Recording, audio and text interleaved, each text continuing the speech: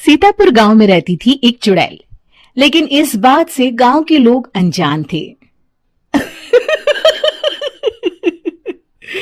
जब तक पूरे गांव की एक एक औरत के गहने मेरे पास नहीं आ जाते, मैं इस गांव को छोड़कर नहीं जाऊंगी, चाहे इसके लिए मुझे लोगों को गायब ही क्यों ना करना पड़े। दूसरी तरफ गांव की औरतें बात कर रही थी। अरे सुन रही हो, ये देखो, मैंने कल ही नया हार बनवाया है सोने का, कैसा लग रहा है? बहुत ही अच्छा। अच्छा है ना, पहले तुम पहनो, फिर शादी में अपनी होने वाली बहू को दे देना। और क्या, सोने चांदी का यही तो फायदा है, जितना पुराना उतना महंगा। लेकिन एक एक पैसा बचाकर ये लेना सच में बहुत मुश्किल हो रहा था मेरे लिए। तभी वहां पहली का पति आ जाता है। गांव में एक औरत के घर के सोने के सारे गहने चोरी हो गए। लोग बातें बना रहे कि गांव में कोई चोर घुस आया है जो घर की कोई चीज को हाथ नहीं लगाता, पर सिर्फ सोने के गहनों को ही चुराता है। अब तुम ना अपने ये गहने संभाल कर रखना। हे भगवान, ये क्या बोल रहे हैं? ये तो वही बात हो गई कि गांव बसाने ही और लुटेरे पहले आ गए। दूसरी तरफ गांव के ही एक घर में रंजना रहती थी। उसके पति का गांव में चाउमीन का ठेला था। एक दिन उसके घर में एक औरत आती है। अरे रंजना, तू गांव में नहीं है तो सोचा तुम्हें बता दूं। गांव में बात चल रही है कि गांव में एक चोर घुस आया है जो घरों के सोने के गहने चुरा लेता है। अरे मैं तो सिर्फ ये कान की छोटी सी बाली ही सोने की पहनती हूँ, बाकी गहने तो मैंने गांव के बैंक में लाकर रखे हैं। ये क्या होता है? ना बाबा ना, हमारे गांव की औरतें तो गहने अपने पास ही रखती है। जब कहीं जाना हो तो बस अलमारी से गहने निकालो और पहन लो। दूसरी तरफ एक औरत हाथ में टोटके वाली छोटी सी गुड़िया लेकर घर में चली आती है। अरे कोई है? घर की औरत है क्या? क्या है ये गुड़िया? ये कोई ऐसी वैसी गुड़िया नहीं है, ये जादुई गुड़िया है। इसको घर की अलमारी में रखना। अगर तुम्हारे घर पर किसी की बुरी नजर होगी तो रात भर में ये पतली सी गुड़िया मोटी हो जाएगी। मैं कल आकर ये गुड़िया ले जाऊंगी और तुम्हारे घर की सारी बुरी नजर छूट जाएगी, समझी? अरे वाह, ये तो बहुत कमाल की गुड़िया है, दे दो। कितने की है एक? अरे नहीं नहीं नहीं, ये फ्री की है। मेरा काम इस पूरे गांव को बुरी नजर से दूर रखने का है। हाँ। भली औरत उसके हाथ से वो गुड़िया लेकर अलमारी में रख देती है। लेकिन अगली सुबह जब वो उस गुड़िया को देखती है तो पतली सी गुड़िया मोटी हो चुकी होती है। हे भगवान, ये क्या? किसने मेरे घर को बुरी नजर से बांध रखा था? तभी वो गुड़िया वाली भी आ जाती है। मैंने कहा था ना, घर पर बहुत ज्यादा बुरी नजर है। लाओ, ये गुड़िया मुझे दे दो। औरत वो गुड़िया उठाकर उसे दे देती है। गुड़िया हाथ में आते ही वो औरत उसे लेकर सीधे गांव के बाहर की खाली हवेली में चली जाती है और साधारण औरत से चुड़ैल बन जाती है। अरे पगली, गांव वाली इस गुड़िया के पेट में तेरे घर के सारे गहने हैं।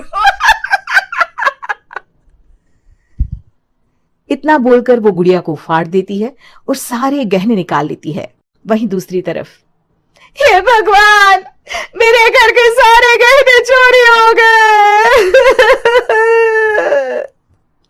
उस औरत के घर के आसपास लोगों का जमावड़ा हो जाता है और लोग बातें करने लगते हैं। लो जी, ये भी घर गया। पता नहीं कौन चोर है जो इतनी होशियारी से गहने चुरा लेता है।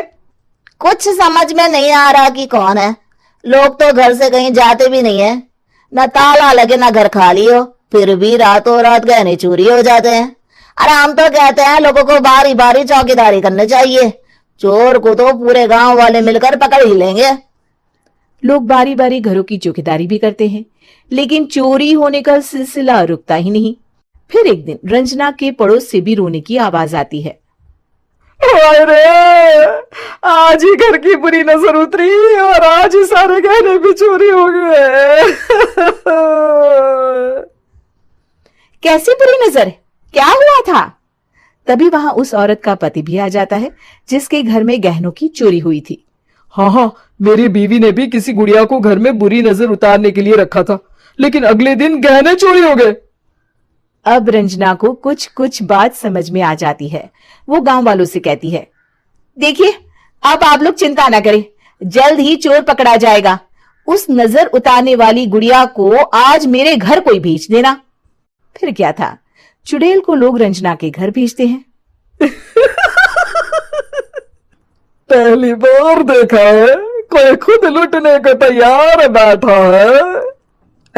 तो तू है जिसे घर की बुरी नजर उतारनी है? ये ले गुड़िया, ये सुबह तक मोटी हो गई तो समझो तुमको और तुम्हारे घर वालों को नजर लगी है। हाँ हाँ, मैंने काफी सुना है। तुम ये गुड़िया मेरे घर छोड़ देना। अरे क्यों नहीं, कल सुबह आऊंगी जब गुड़िया तुम्हारे घर की सारी बुरी नजर लेकर मोटी हो जाएगी, ठीक है? अब क्या था, रात को रंजना ने पूरी नजर गुड़िया पर रखी। वो अपने पति और गांव के कुछ लोगों को घर की खिड़की से घर के अंदर नजर रखने को कह देती है, और फिर जो नजारा सब देखते हैं वो हैरान करने वाला होता है। गुड़िया धीरे से अलमारी खोलकर बाहर आती है। अलमारी के सारे गहने लेकर घर में जहां जहां गहने होते हैं वो लेकर अपने मुंह से खा जाती है। वो जितने गहने खाती उतनी ही मोटी हो जाती और फिर अलमारी में बंद हो जाती है। गांव वाले डर के मारे वहीं बेहोश हो जाते हैं। लेकिन सुबह जब वो औरत गुड़िया लेने आती है, रंजना उसका सामना करती है। ये देखो, गुड़िया कितनी मोटी हो गई है, लगता है मेरे घर में बहुत लोगों की नजर लगी है। लाला, ये गुड़िया मुझे दे दे। अरे बहुत कीमती गुड़िया है ये। तेरे घर की सारी बुरी नजर मैं गांव के बाहर वाली हवेली में फेंक आती हूँ। शाम को फिर लोगों के घर इसे लेकर जाना है ना, इसमें तो मेरी जान बसती है, जान। रंजना गुड़िया को चुड़ैल की तरफ बढ़ा देती है, लेकिन फिर वापस ले लेती है और गुड़िया के हाथ मोड़ देती है। जैसे ही गुड़िया के हाथ मोड़ती है, चुड़ैल का हाथ भी मुड़ जाता है। अच्छा, तो ये वो गुड़िया है जिसमें तुम्हारी जान बसती है। अब सुन चुड़ैल, तेरी सारी हकीकत सबके सामने आ गई है। या तो गांव वालों के गहने लौटा दे, नहीं तो मैं इस गुड़िया की गर्दन मोड़ दूंगी। चुड़ैल डर जाती है। अरे नहीं नहीं, मेरी गुड़िया दे दो, मैं सबके गहने वापस कर दूंगी। ठीक है, अब भी जा और सबके सारे गहने वापस कर। चल निकल यहां से। चुड़ैल सबके गहने लौटा कर रंजना के पास आती है। ला दे मेरी गुड़िया रंजना, इसके अंदर के गहने निकाल ले, लेकिन गुड़िया वापस दे दे।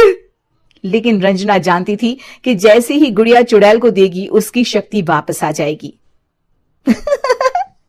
चुड़ैल, तू तो चुड़ैल ही रहेगी, ये मैं जानती हूँ। अरे नहीं नहीं नहीं, मैं गांव छोड़कर चली जाऊंगी, किसी को परेशान नहीं करूंगी, वादा करती हूँ मैं। लेकिन रंजना उसकी एक बात नहीं सुनती और गुड़िया का सर उसके शरीर से अलग कर देती है। चुड़ैल सर अलग होते ही गायब हो जाती है। गांव वाले रंजना के साहस और बुद्धि की खूब प्रशंसा करते हैं।